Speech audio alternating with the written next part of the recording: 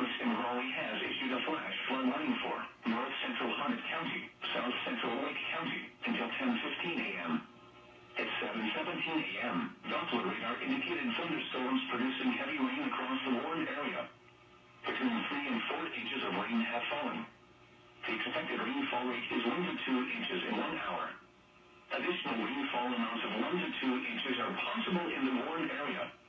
Flash flooding is ongoing or expected to begin shortly. Hazard, life-threatening flash flooding.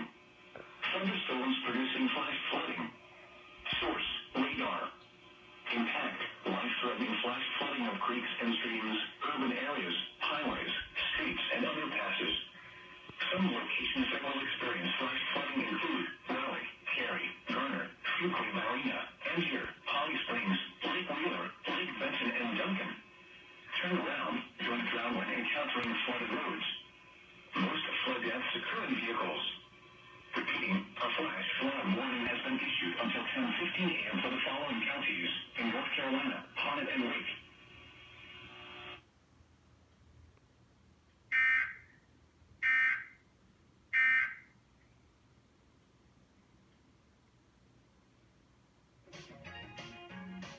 Currently in our area, 54 degrees.